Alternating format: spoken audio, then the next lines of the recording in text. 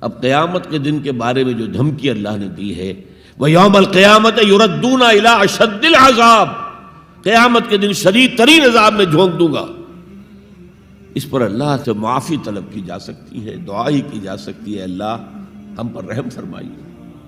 یہ میں نے آپ کے سامنے رکھا ہے فارمولہ، اللہ کی اطاعت جمع اللہ کی محبت، دے گو ٹو میک عبادت۔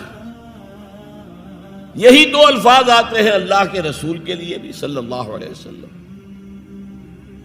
اللہ کے رسول کی اطاعت یہ تو اسلام کا بنیادی تقاضا ہے، اطیعوا اللہ واطیعوا الرسول فإن تولوا فإن اللہ لا يحب الکافرین۔ اطاعت کرو اللہ کی، اطاعت کرو رسول کی، پھر اگر یہ منہ موڑ لیں تو اللہ کو ایسے کافر بالکل پسند نہیں، تو کفر کا فتویٰ ہو رہا ہے۔ لیکن اللہ کے رسول کی اطاعت کے ساتھ محبت کو جمع کیجئے۔ میں نے ابھی آپ کو حدیث سنائی ہے، حضور نے فرمایا لا یؤمن احدکم حتی اکون احب الیہ من والدہ وولدہ والناس اجمعین۔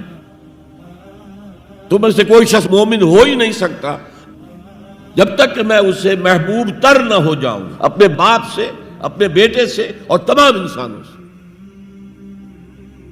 تو اللہ کے رسول کی اطاعت جمع اس کی محبت۔ اس محبت کے ضمن میں ایک واقعہ یاد آیا جس سے اندازہ ہوگا کہ کس قدر اپنائیت تھی، کتنا قرب تھا حضور کے اور حضرت عمر فاروق رضی اللہ تعالیٰ عنہ کے مابین۔ ایک مرتبہ حضور دریافت کرتے ہیں حضرت عمر سے، عمر تمہیں مجھ سے کتنی محبت ہے؟ اب آپ سوچئے، ذرا سا بھی مغایرت کا باریک سا پردہ بھی اگر کہیں ہو تو کیا یہ سوال کیا جا سکتا ہے؟ تو انتہائی قریبی شخص سے ہی کیا جائے گا، تمہیں مجھ سے کتنی محبت ہے؟ عرض کیا آپ مجھے دنیا کے ہر انسان سے بڑھ کر عزیز ہیں۔ فرمایا اور اپنی جان سے؟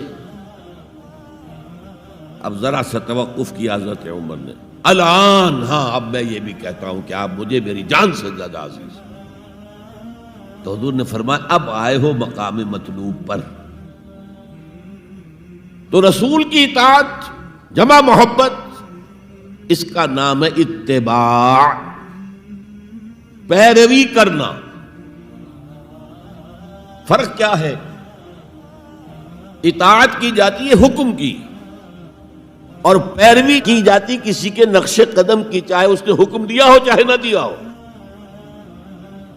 جو وہ کرتا ہو کرنا، یہ ہے اتباع۔ یہ اطاعت سے بہت بلند شے ہو گئی۔ مثال کے طور پر یہ چھوٹی چھوٹی مثالیں، اصل اتباع کیا ہے وہ میں بعد میں عرض کروں گا۔ کوئی ایک صحابی بدو باہر سے آئے، ایک ہی دفعہ حضور کو دیکھا، حضور اس وقت اس حالت میں تھے کہ آپ کے بٹن جو ہے کھلے ہوئے تھے گریبان کے۔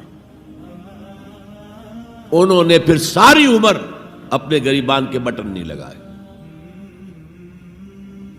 میں نے اللہ کے رسول کو اس حال میں دیکھا ہے، میں تو ان کی پیروی کروں گا، حضور نے کوئی حکم تو نہیں دیا تھا۔